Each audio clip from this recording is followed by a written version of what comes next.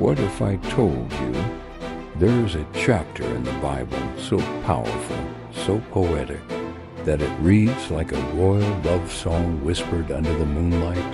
Not a battle, not a prophecy, but a king, completely captivated by the beauty of the woman he loves.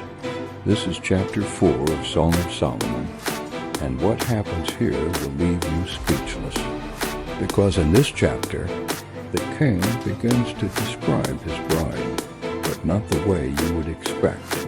He compares her eyes to doves, her hair to a flock of goats flowing down a mountain, her lips to scarlet thread, her neck to the Tower of David covered with shields of warriors. Strange imagery, yet somehow incredibly powerful. Why? Because every word reveals something deeper, something sacred, something that many people reading this chapter completely miss. But then the story becomes even more intense. The king suddenly calls her my bride, and he invites her to leave the mountains of Lebanon, to come away from the dangerous places of lions and leopards, and enter a hidden garden, a sealed garden, a place described as flowing with myrrh, saffron, cinnamon, and living waters. But here is the mystery. Why does he call her a locked garden? Why does he say she has stolen his heart with just one glance? And what happens when the bride finally speaks at the end of the chapter, inviting the king to enter the garden? This moment changes everything, because beneath the poetry, this chapter hides a powerful message about love, desire, devotion, and spiritual intimacy. So stay with me, because by the end of this chapter, you may never read Song of Solomon the same way again, and the final verse might be the most beautiful invitation in the entire book. Let my beloved come into his garden and eat its choicest fruits. Night falls softly over the royal hills.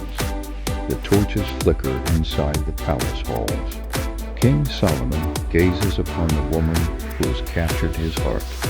But instead of speaking like a king, he speaks like a poet overwhelmed by beauty. With wonder in his voice, he begins to describe her, not with ordinary words, but with images drawn from the mountains, valleys, and flocks of the land. And in that quiet moment, a love song unlike any other begins. For behold, my love, you are beautiful, so very beautiful. Solomon looks into her eyes, hidden gently behind her delicate veil, and what he sees there reminds him of something pure, peaceful, soft. Her eyes, he whispered, are like doves. Her hair flows over her shoulders, dark and graceful, like a flock of goats descending the slopes of Mount Gilead. Every detail he notices, every feature admired, because true love sees beauty where others might never look. The king continues, his voice calm yet filled with awe. He speaks of her smile, her teeth shining like a perfect flock of sheep freshly washed in a mountain stream, her lips red like scarlet thread, her cheeks blushing softly like the inside of a pomegranate.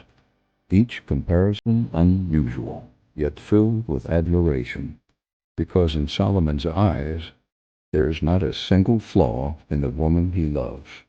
You are altogether beautiful, my love. There is no flaw in you. But then Solomon's tone changes. His words become more urgent. He calls to her, come with me from Lebanon, my bride, from the peaks of Mount Hermon, from the mountains where lions roam, where leopards move silently in the night. Leave those dangerous heights behind. Come away with me, because the king is not only praising her beauty, he is inviting her into a new life. Solomon pauses, then confesses something deeply personal. You have stolen my heart, not with grand gesture, not with riches, but with something far more powerful. One glance, just one look from her eyes, and the mighty king of Israel feels his heart surrender. Her love is sweeter than wine, her presence more fragrant than the finest spices of the East. Even the royal perfumes of the palace cannot compare. Then Solomon speaks words filled with mystery. My bride, you are a garden locked, a secret place, a sacred place, a garden filled with pomegranates, spikenard, saffron, cinnamon, myrrh, and aloes, a paradise of fragrance and light. But this garden is not open to the world. It is reserved, protected, treasured, because some things in life are meant to be sacred. For the first time in the chapter, the bride answers, her voice soft, but filled with devotion. She embraces the image Solomon has spoken. If I am a garden, then let the winds blow through it. Let the spices flow freely. Let its fragrance fill the air. And then she speaks the final invitation, an invitation both tender and powerful. Let my beloved come into his garden and taste its finest fruits. A moment of love, a moment of trust, a moment that closes one of the most poetic chapters in Song of Solomon.